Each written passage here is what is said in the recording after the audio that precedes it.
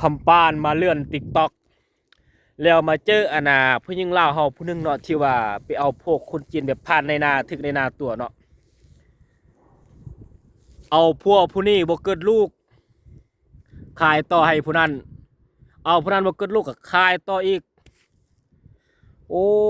ยความใฝ่ฝันของผู้หญิงลาวเฮาบางจำนวนอยากได้โพจีนคิดว่าเอาโพจีนทุกคนต้องสบายต้องมีเงินอย่างเดียว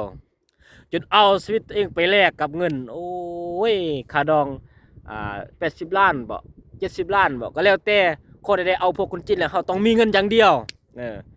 เขาเจ้าบ่คิดบ่ฮู้หยังเกี่ยวกับเอาพวกจีนแบบนี้เนาะข้อยสิบอกเลยเด้อ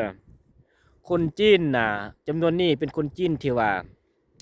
ทุกข์ยากอยู่ในประเทศเขาเจ้าแล้วก็เจ้าซอก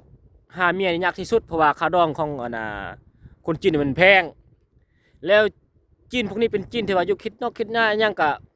บ่มีหั่นน่ะมันทุกข์กว่าเฮาอีกเออบอกเลยเด้อพี่น้องเห็นหลายคนแล้วคนลาวที่ว่าไปตกอยู่สภาพแบบนั้นน่ะบางคนก็โอ้ติดต่อหาพี่น้องก็บ่ได้จีนหันยึดโทรศัพท์ไว้บางทีก็ยึดบัตรสปอร์ตไว้โอ้สารพัดเลย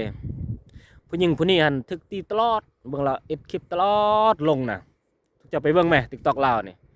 อัดตลอดเบิ่งแม่ย่าทั้งพัวหันพัวก็4-5 มื้อก็บ่อาบน้ำอีกกินแต่เหล้าเงินก็บ่ไปหาหยังบัดนี้ลาวก็บ่มีเงินอีกโอ้ยตายแล้วคนละอีต้นเนาะอีต้นฝากเด้อพี่น้องเด้อ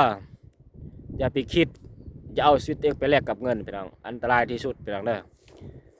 หาอยู่บ้านเฮาพี่น้องทุกข์กับบ้านเฮาขี้ร้ายกับบ้านเฮาพี่น้องบ่หาเงินบ่อึดบ่ยากพี่น้องอย่าไปเอาชีวิตเองไปเสี่ยงแบบนั้นพี่น้องเด้อนี่คือผู้หญิงผู้นี้นี่สิกลับลาวนี่ก็ยากนี่พาสปอร์ตก็ถูกยึดนี่เด้เงินก็บ่มีพวกก็บ่ไปหาเงิน